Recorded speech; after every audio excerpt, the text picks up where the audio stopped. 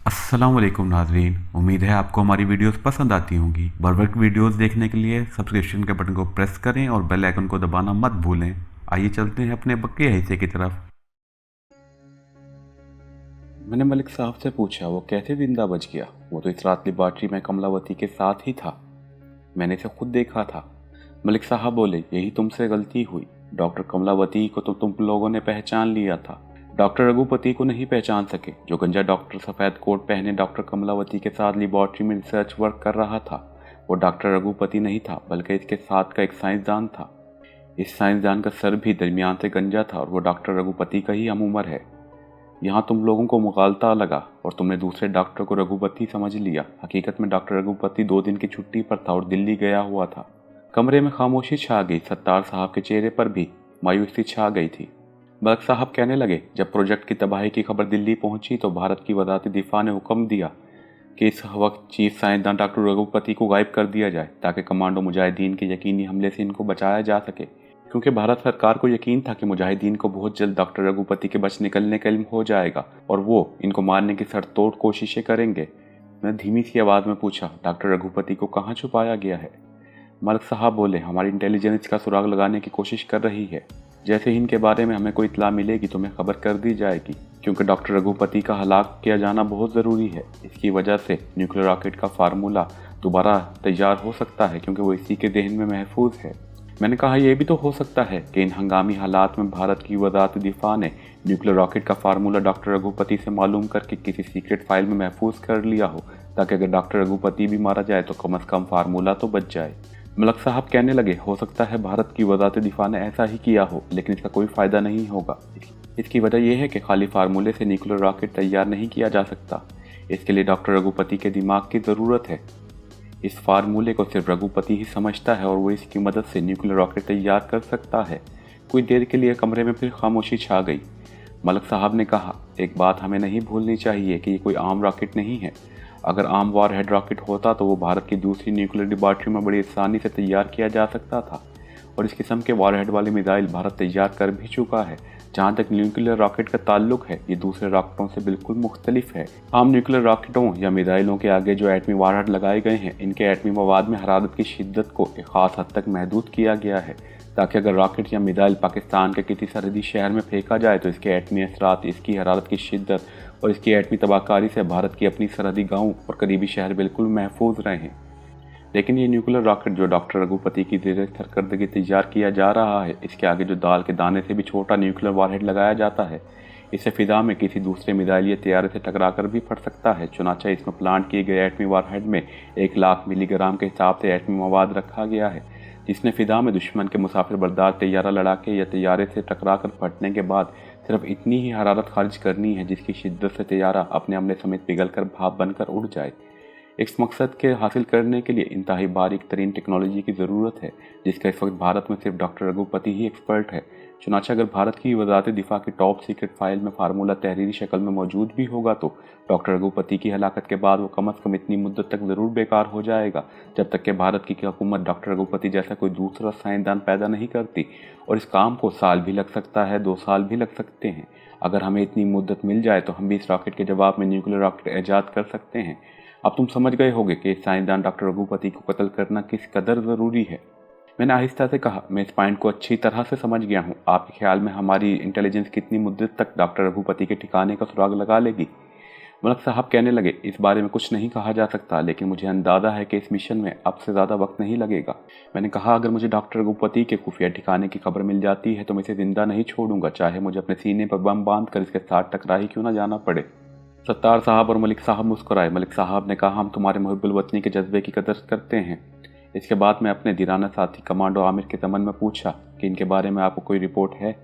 मलिक साहब ने अफसोस के साथ नफ़ी में सर हिलाते हुए कहा, हमें अफसोस है कमांडो आमिर जिंदा नहीं बचे। प्रोजेक्ट की तबाही में वो भी शहीद हो गए हैं।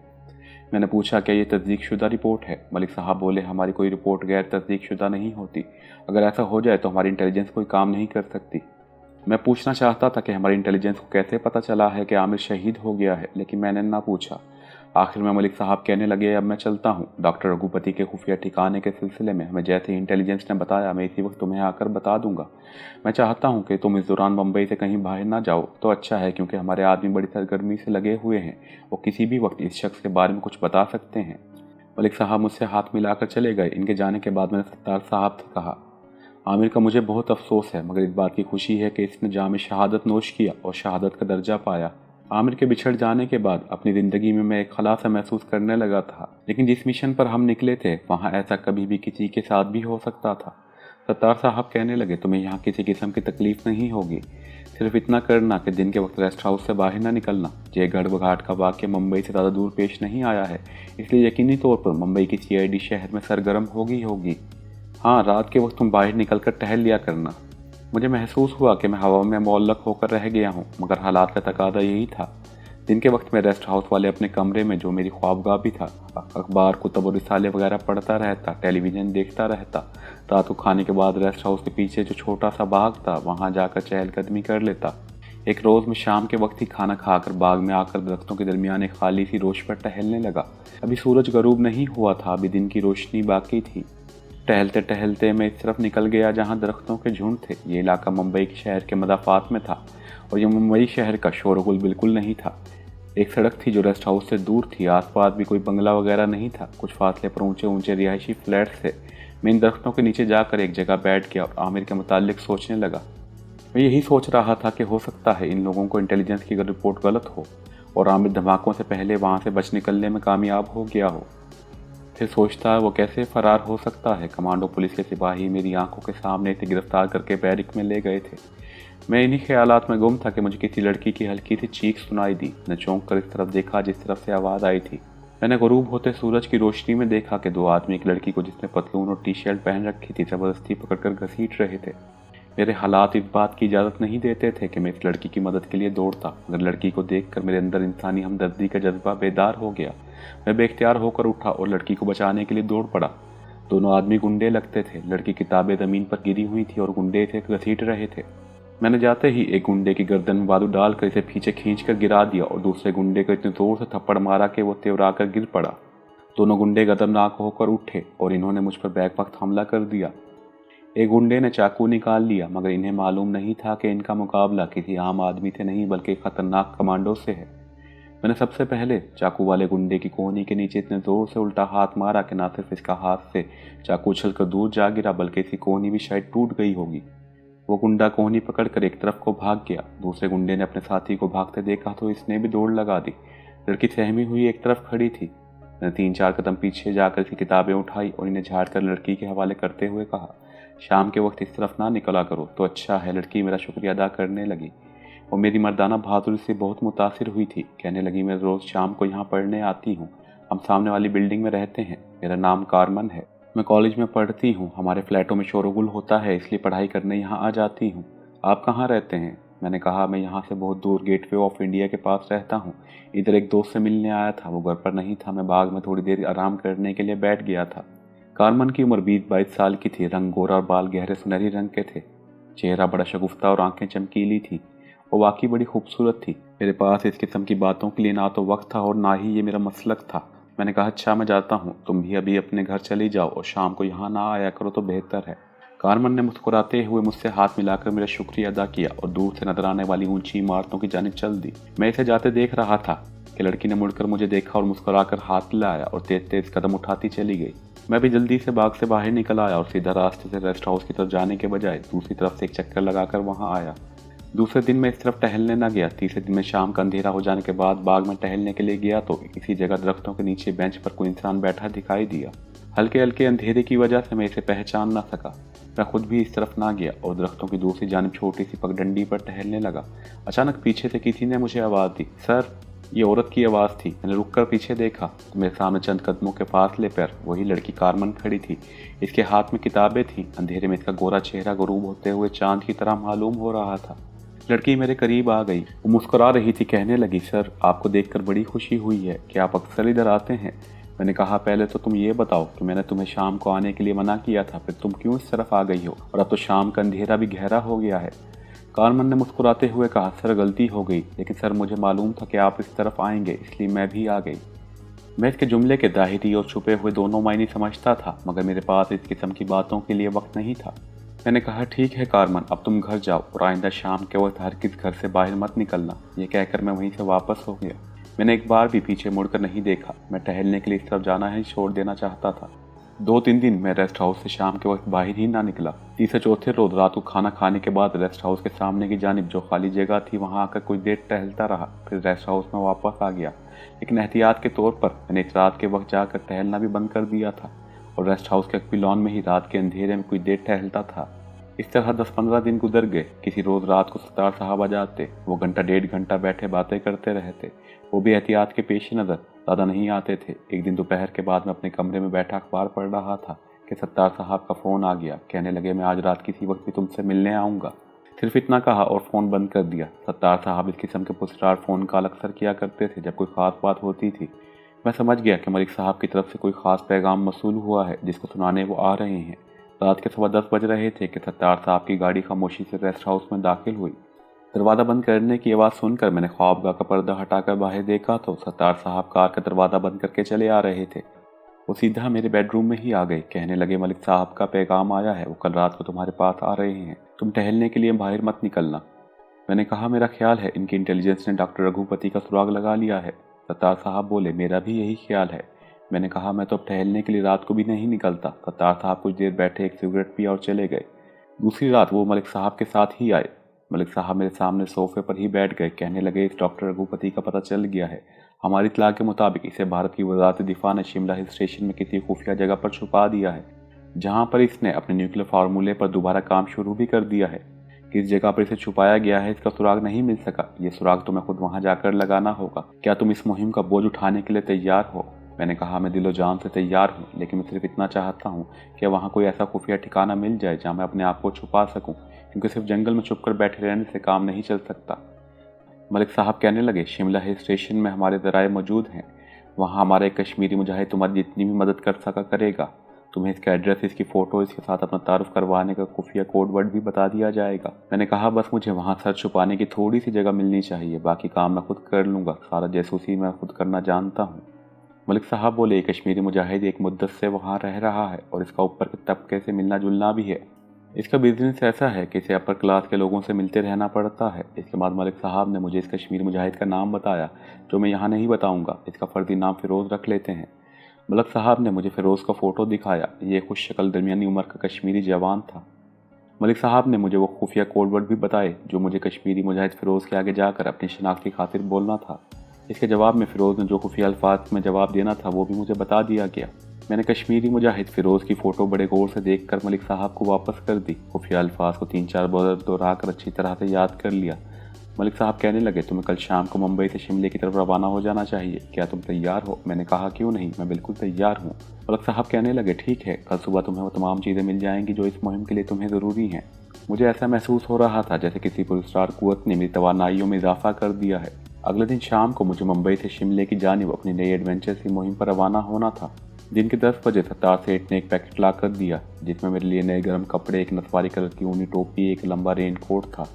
सत्तार साहब मुझे गाड़ी में बिठाकर मार्केट ले गए, जहाँ से मैंने जोगो शूज़ के बजाय एक मजबूत मगर बड़े गर्म इटालियन शू खरीदे, जो शिमले की सर्दी और शिमले के पहाड़ी इलाके में काम आ सकते थे। रेस्ट हाउस पर ही हम दोनों ने दोपहर का खाना एक साथ मिलकर खाया। सत्तार साहब बोले, तुम मुंबई से दिल्ली जाओगे, वहाँ से तुम चंडीगढ़ एक्सप्रेस के जरिए चंडीगढ़ जाओगे, जहाँ से दूसरी ट्रेन पकड़कर सोलन से होते हुए शिमला पहुँच जाओगे। शिमले में तुम्हें अपने मुजाहिद फ़िरोज़ का एड्रेस बता ही दिया गया है, वहाँ तुम इससे मिलोगे। इसे तुम्हारे मिशन के बारे में आज रात खुफिया राब्ते से ब्रीफ कर दिया जाएगा। इसके बाद तुम्हारा सबसे पहला काम डॉक्टर रघुपति की खोज होगा। सुराग लगाने के बाद तुम्हें इसके करीब पहुँचने की कोशिश करनी होगी, क्योंकि जाहिर है डॉक्टर रघुपति इस वक्त भारत सरकार के लिए बड़ा कीमती और नायाब शय की हैसियत रखता है। हुकूमत की जानिब से इसकी सिक्योरिटी का ज़बरदस्त इंतजाम किया गया होगा। तुम्हें सिक्योरिटी की तमाम रुकावटों को दूर करते हुए डॉक्टर रघुपति के सिर्फ करीब ही नहीं पहुँचना, बल्कि इसे पहली फुर्सत में हलाक कर देना होगा। यही तुम्हारा मिशन है। मेरा ख्याल है तुम ऐसे तजर्बाकार मुहिब वतन कमांडो को मज़ीद कुछ बताने की ज़रूरत नहीं है। मैं खामोश रहा। सिर्फ मैंने आहिस्ता से सर हिला दिया, जैसे कह रहा हूँ, मैं जानता हूँ कि मेरे मिशन की क्या अहमियत है और मुझे क्या करना है। शाम को मैं सत्तार सेठ की गाड़ी में बैठकर, जिसे सत्तार सेठ खुद चला रहे थे, बम्बई स्टेशन की तरफ चल पड़ा। स्टेशन से थोड़ा फासले पर सत्तार सेठ ने अंधेरे में गाड़ी खड़ी कर दी और मुझसे कहा, तुम जानते हो तुम्हें क्या करना है? खुदा हाफिज़। मैंने अपना छोटी अटैची केस हाथ में पकड़ा और गाड़ी से निकलकर लंबे लंबे डग भरता मुंबई के स्टेशन की इमारत की तरफ बढ़ा, जो मेरे से चंद कदमों के फासले पर ही थी। अटैची केस में मैंने गर्म कपड़े और छोटी छोटी ज़रूरियात की चीज़ें रख ली थी। एक ख़ास रकम सत्तार साहब ने मुझे दे दी थी, जो शिमले तक की मेरी ज़रूरत के लिए काफ़ी थी। मुंबई से दिल्ली तक मैंने एहतियात के तौर पर सेकंड क्लास का टिकट ले लिया था। दिल्ली तक का सफ़र मामूल के मुताबिक खैरियत से कट गया। वहाँ से चंडीगढ़ एक्सप्रेस मुझे पकड़नी थी।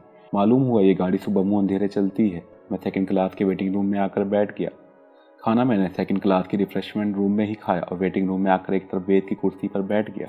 कुछ देर बाद मुझे नींद आ गई। मैंने एक कुली को कह दिया था कि जब चंडीगढ़ की गाड़ी का टाइम हो जाए तो मुझे जगा दे। चुनाचे इसने मुझे मुंह अंधेरे ही आकर जगा दिया। सेकंड क्लास के वेटिंग रूम में चंडीगढ़ जाने वाले कई मुसाफिर भी सो रहे थे। वो भी उठ बैठे थे और अपना सामान पैक करने लगे थे। चंडीगढ़ एक्सप्रेस प्लेटफार्म पर आकर लग चुकी थी। ये ट्रेन दिल्ली ही से तैयार होती थी। ठीक वक्त पर ट्रेन चल पड़ी।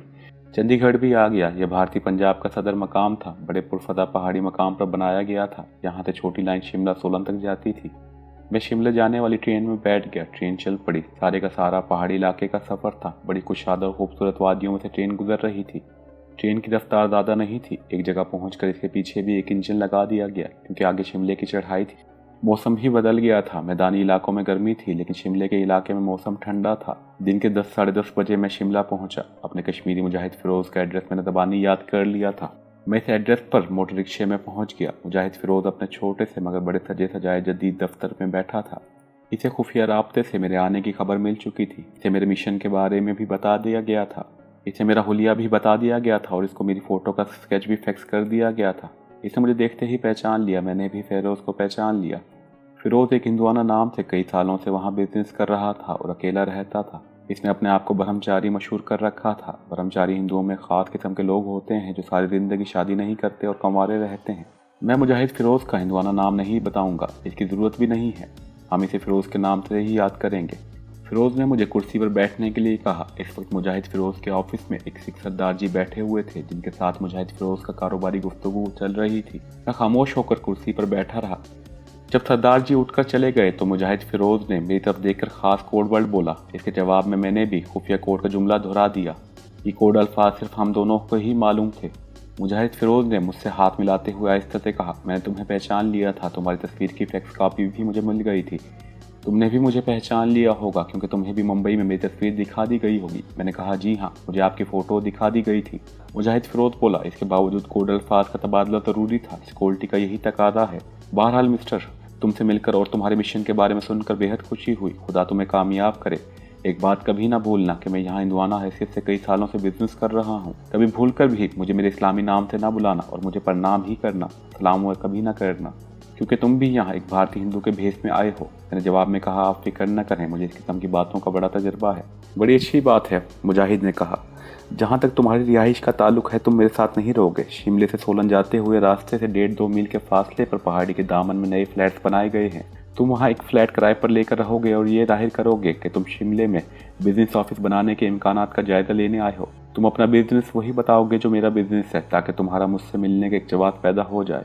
बाकी तुम खूब समझते हो कि तुम्हें किस किस्म के हिफाजती तदाबीर इख्तियार करनी ज़रूरी होगी। मैं अपना डायरेक्ट फ़ोन नंबर तुम्हें दे दूंगा, अपने फ्लैट का भी, अपने ऑफिस का भी। तुम जब चाहो मुझसे बात कर सकते हो। सोलन रोड वाले कॉलोनी में कई फ्लैट खाली पड़े हैं। मैं अपना मुंशी हरीराम तुम्हारे साथ कर देता हूँ, वो तुम्हें फ्लैट किराए पर ले देगा। मुजाहिद फिरोज़ ने काउंटर के दराज में से कुछ करेंसी नोट निकाल कर मुझे दिए और कहा, इसमें से 1 माह का एडवांस किराया अदा कर देना। इन फ्लैटों में फर्नीचर और फ़ोन वगैरह सब सहूलियतें मौजूद हैं। तुम्हें कोई चीज़ खरीदनी नहीं पड़ेगी। सोलन रोड पर वही एक रेस्टोरेंट है, वहाँ से तुम खाना वगैरह भी खा लिया करना। आज की रात तुम वहीं आराम करना। कल तुमसे फ़ोन पर रब्ता करूंगा और मिशन के सिलसिले में कल बातें होंगी। मुजाहिद फिरोज़ ने एक बूढ़ा मुंशी जिसका नाम हरीराम था मेरे साथ कर दिया। हम फ्लैटों पर पहुंच चुके थे। मैंने कोने वाला फ्लैट जो सबसे अलग थलग था किराए पर ले लिया। मुंशी हरीराम ने दामिन के तौर पर मुआहदे पर दस्तखत कर दिए। वो चला गया। फ्लैट में 2 कमरे, एक बाथरूम था, एक किचन और एक छोटा सा स्टोर था। एक कमरा बेडरूम था जहाँ बिस्तर वगैरह लगा था। ड्राइंग रूम में दरमियाने दर्जे का सोफा सेट पड़ा था। टेलीफोन भी था। किचन में सुई गैस सिलेंडर भी लगा हुआ था। कुछ ज़रूरी सामान भी शेल्फ में मौजूद था। दोपहर को खाना खाने के लिए मैं सोलन रोड वाले रेस्टोरेंट में आ गया। ये छोटा सा साफ सुथरा रेस्टोरेंट था। सब्जी का सालन और फुलके तैयार थे। रात को भी मैंने इसी रेस्टोरेंट में खाना खाया और फ्लैट में आकर सो गया। रात को सर्दी हो गई थी। 2 कंबल पलंग पर पहले से रखे हुए थे। रात आराम से गुजर गई। सुबह उठकर मैंने खिड़की में से बाहर देखा। खूबसूरत पहाड़ी शहर की इमारतें सूरज की सुनहरी धूप में चमक रही थी। साथ वाले फ्लैट में से एक सूट बूट में मलबूस आदमी बाहर निकलकर अपनी गाड़ी में बैठा और ड्राइव करता हुआ वहां से चला गया। बाकी वहां काफी सुकून था और फ्लैट खाली पड़े थे। मेरे लिए इस किस्म का माहौल बड़ा मुफीद था। रेस्टोरेंट में ही मैंने नाश्ता किया और अपने फ्लैट में आकर मुजाहिद फिरोज के फ़ोन का इंतज़ार करने लगा। 11 बजे के करीब इसका फ़ोन आ गया। कहने लगा, मैं 1 घंटे बाद तुम्हारे पास आ रहा हूँ। ठीक 1 घंटे बाद मुजाहिद फिरोज आ गया। हम दोनों बेडरूम के दरवाज़ा बंद करके बैठकर बातें करने लगे। मैंने कहा, भारतीय साइंसदान डॉक्टर रघुपति हमारी इत्तला के मुताबिक शिमले के करबो जवार में ही किसी जगह रूपोश है और खुफिया तौर पर अपने न्यूक्लियर वारहेड फार्मूले पर काम जारी रखे हुए है। मेरा मिशन इसे खोज लगाना है। आप इस सिलसिले में मेरी क्या मदद कर सकते हैं, क्योंकि आप यहाँ एक मुद्दत से मुकीम है, जबकि मेरे लिए ये इलाका अजनबी है। फिरोज बोला, हमारे कुछ मुजाहिद मुख्तलिफ हुलियों में शिमले और शिमले के देहात में अपना फ़राइज़ अंजाम दे रहे हैं। मैं आज ही इनसे खुफिया तौर पर राब्ता करता हूँ। हो सकता है इन्हें डॉक्टर रघुपति का कोई सुराग मिल जाए। इस दौरान तुम मेरे ऑफिस में आने की ज़रूरत ना करना। अगर कोई ख़ास बात पूछनी हो तो मुझे फ़ोन कर देना, मैं खुद तुम्हारे पास आ जाऊँगा। ज़्यादातर अपने फ्लैट में ही रहना। मैं आज ही अपने आदमियों को साइंसदान डॉक्टर रघुपति के बारे में ब्रीफ कर दूंगा। इस बात को 2 दिन गुजर गए। मैं सुबह से रात तक अपने फ्लैट में ही रहता था। फिर सुबह को नाश्ता करने और रात को दोपहर को खाना खाने के वास्ते रेस्टोरेंट में जाता था। खामोशी से खाना वगैरह खाता और वापस आ जाता। इस पहाड़ी मकाम पर शहर से सैयाह और दूसरे लोग सीजन गुजारने आया ही करते थे, इसलिए रेस्टोरेंट के मालिक ने भी मुझे समझा कि मैं शहर से सीजन गुजारने शिमला की सियाहत करने आया हुआ हूँ। सीजन में इस पहाड़ी मकाम पर सैकड़ों अजनबी चेहरे नजर आते हैं। चुनाचा किसी को मुझ पर शक नहीं हुआ ये कौन है और कहाँ से आया है। मैं अकेला ही रहता था, हमेशा अकेला खाना खाने आता था। मेरे साथ कोई दूसरा नहीं होता था। दूसरे दिन रात को मुजाहिद फिरोज का फ़ोन आया। कहने लगा, मिस्टर किशोरी लाल, क्या हाल है तुम्हारा? मैंने अपना हिंदुआना नाम किशोरी लाल रखा हुआ था। मैंने कहा, महाराज बिल्कुल ठीक हूँ। मुजाहिद बोला, तुम्हारा काम हो रहा है तो 1 दिन के बाद कोई ना कोई नतीजा ज़रूर सामने आ जाएगा। इसके बाद 2 दिन गुजर गए। 5वें रोज़ मुजाहिद फिरोज ने फ़ोन किया, किशोरी लाल जी, आपकी असाइनमेंट हमें मिल गई है। आज रात मेरा अकाउंटेंट लेकर आपके पास आ रहा है। आप अपना ऑर्डर बुक करवा लीजिएगा। मैं इसकी बातों के तह तक पहुंच गया था। मैंने कहा, थैंक यू महाराज, और फ़ोन बंद कर दिया। रात के पहले पहर जब पहाड़ियों और वादियों पर अंधेरा छा रहा था, हर तरफ खामोशी और सकूत था, तो मुजाहिद आ गया। इसने आते ही मुझसे पूछा, तुम्हें यहाँ किसी चीज़ की तकलीफ तो महसूस नहीं हुई? मैंने कहा, बिल्कुल नहीं। सिर्फ यह एहसास हर वक्त रहता था कि वक्त गुजरता जा रहा है। मालूम नहीं भारतीय साइंसदान का न्यूक्लियर प्रोजेक्ट का काम कहाँ तक मुकम्मल हो गया होगा। हमें इस प्रोजेक्ट पर काम को हर हालत में रोकना और भारतीय साइंसदान को जितनी जल्दी हो सके ख़त्म करना है। मुजाहिद फिरोज बोला, मैं इस सिलसिले में तुमसे बात करने आया हूँ। मैंने पुरुमीद निगाहों से मुजाहिद फिरोज की तरफ देखा और पूछा, क्या रघुपति का कोई सुराग मिला है? मुजाहिद फिरोज ने कहा, सिर्फ इतना सुराग मिला है कि यह भारतीय साइंसदान शिमला और सोलन के दरमियान किसी जगह ज़ेर ज़मीन अपने फार्मूले पर काम कर रहा है। इस खास जगह की अभी तक निशानदही नहीं हो सकी। मैंने पूछा, आपके आदमियों को सुराग लगाने का तरीक़ाकार क्या है? मुजाहिद बोला, वही जो एक तजर्बेकार और जिम्मेदार सुराग रस्सा का हुआ करता है। दूसरी अहम बात यह है कि हमारे आदमी इसी इलाके के एक तरह के बाशिंदे बन चुके हैं। वो सब पहाड़ी आबादियों से वाकिफ़ हैं। आगे इनके अपने आदमी भी हैं जो इन्हें सुराग रसानी से मज़ीद मुफीद मालूमात फराहम करते रहते हैं। इस तरह हमारा एक जाल सा फैला हुआ है। यही वजह है, मुझे पूरी उम्मीद है कि हम बहुत जल्द डॉक्टर रघुपति के असल ठिकाने का सुराग लगा लेंगे। तुम्हें इसकी इत्तला कर दी जाएगी। इसके बाद तुम्हारा कमांडो मिशन शुरू हो जाएगा। मैंने महसूस किया फिरोज की बातें अकली और फ़नी एतबार से बिल्कुल हक थीं, मगर इसमें देर लग रही थी। मैं चाहता था कि न्यूक्लियर फार्मूले पर अमल को जल्दी से जल्दी ख़त्म कर दिया जाए, लेकिन मुजाहिद फिरोज और इसके आदमियों के माहौल के मुताबिक अपना तरीक़ेकार था। इन्हें हर कदम बड़ा सोच समझ कर और बेहद एहतियात के साथ उठाना पड़ता था। शिमले की एक तरफ पंजाब और दूसरी तरफ हिमाचल था, जहाँ CID और सिविल पुलिस की भारी नफरी थी और पुलिस का हेडक्वार्टर भी था। फौजी यूनिट भी मौजूद थे। मुझे सारी बातें बताने के बाद मुजाहिद ने कहा, तुम्हारे लिए अब सबसे ज़्यादा देर फ्लैट में बंद रहना भी ठीक नहीं। तुम ऐसा करो, मेरे ऑफिस में भी बिजनेस के बहाने आ जाया करो और शाम को कपड़े वगैरह बदल कर माल रोड की थोड़ी बहुत सैर भी कर लिया करो। सीज़न अगरचे ख़त्म हो रहा है और पहाड़ी पर आए हुए मैदानी इलाकों के लोगों ने वापस जाना शुरू कर दिया है, लेकिन शिमले की काफ़ी अपनी आबादी भी है और शहर से भी कुछ लोग सिर्फ सितंबर में यहाँ के मौसम का लुत्फ़ उठाने आते रहते हैं। मैंने कहा, ठीक है, मैं किसी वक्त आ जाया करूँगा। चुनांचे दूसरे रोज़ मैंने गर्म जैकेट पहनी और 3-4 बजे के दरमियान दोपहर को शिमले के माल रोड की तरफ निकल आया। या मुजाहिद फिरोज का बिजनेस ऑफिस भी था। 15-20 मिनट के लिए मैं इसके पास भी गया और दूसरे के सामने बिजनेस की बातें करता रहा और बार बार यही कहता रहा, सर मेरा यहाँ बड़ा खर्चा हो रहा है, मेरे माल की सप्लाई का तो जल्दी इंतज़ाम कर दें ताकि मैं खर्चे से बच सकूँ और वापस चला जाऊँ। मुजाहिद फिरोज खालिस कारोबारी अंदाज में मेरे साथ गुफ्तगू कर रहा था। कहने लगा कि किशोरी लाल जी, कारोबार में तो ऐसा होता ही है, कभी माल 2 दिन पहले आ जाता है और कभी 4 दिन ऊपर हो जाता है। बहरहाल भगवान ने चाहा तो इसी हफ्ते आपके माल की सप्लाई हमें मिल जाएगी। इस किस्म की खालिस कारोबारी गुफ्तगू के बाद मैं मुजाहिद फिरोज के ऑफिस से निकलकर माल रोड पर आ गया। शाम हो चुकी थी। माल की दुकानों में खूब रोशनियां हो रही थी। औरतें, मर्द, बच्चे सब गर्म कपड़ों में मलबूस माल रोड पर सैर के लिए निकल आए थे। शाम और रात के वक्त वहाँ मौसम सर्द हो जाता था। मैंने सोचा कि रात का खाना यहीं किसी रेस्टोरेंट में खा लेना चाहिए। मैं एक रेस्टोरेंट में दाखिल हो गया। बड़ा मॉडर्न और सजा हुआ माहौल था। फिजा में हल्की हल्की मौसीकी की कोई अंग्रेजी धुन सुनाई दे रही थी। टेबल लैंप की धीमी रोशनी में रंग बिरंगी साड़ियों और गर्म स्वेटरों में मलबूस औरतें और मर्द छोटी गोल मेज़ों के गिर्द बैठे कॉफ़ी पीने और खाना वगैरह खाने में मसरूफ़ थे। मैं कोने वाली एक मेज़ पर बैठ गया और मेरे से खाने को सब्जी और चावल वगैरह मंगवाए। खाने से फारिग होकर मैं कॉफ़ी पी रहा था कि मेरे दाईं जानिब से किसी लड़की की गुड इवनिंग सर की आवाज़ सुनाई दी। मैंने गर्दन मोड़ कर देखा तो एक बार मेरा दिल की धड़कन तेज़ हो गई। मैंने अपने आप से कहा, यह मुसीबत कहाँ से आ गई है। ये वही कारमन थी जो मुझे मुंबई में सत्तार सेठ के रेस्ट हाउस के हक में जो छोटा सा सरकारी बाग था वहाँ मिली थी और जिसे मैंने गुंडों से बचाया था। इसने जीन्स पर गर्म फुल स्वेटर पहन रखा था और मेरी तरफ देखकर मुस्कुरा रही थी। कहने लगी, सर आपको ये देखकर यहाँ बड़ी खुशी हुई। मैं अपनी मम्मी के साथ शिमले आई हुई हूँ। वो मेरे सामने वाली कुर्सी पर बैठ गई और सिलसिला कलाम जारी रखते हुए बोली, सर हम सीज़न में सिर्फ सितंबर के शुरू में शिमले एक महीने के लिए आते हैं। सितंबर में यहाँ बड़ा अच्छा मौसम शुरू हो जाता है, लोग भी कम हो जाते हैं। सर आप कब आए? मैं खामोशी से कारमन की बातें सुन रहा था और सोच रहा था कि इस लड़की से कैसे छुटकारा हासिल किया जा सकता है। मैं नहीं चाहता था कि वहाँ मुझे कोई ऐसा शख्स देख ले जिसने मुझे मुंबई में भी देखा हो। मैंने कहा, मैं एक ज़रूरी काम के सिलसिले में यहाँ आया हूँ, 2-1 दिन बाद वापस चला जाऊँगा। कारमन ने पूछा, सर आप यहाँ कहाँ ठहरे हुए हैं? हम तो हमेशा बड़े डाकखाने के पीछे एक रेस्ट हाउस में ठहरते हैं।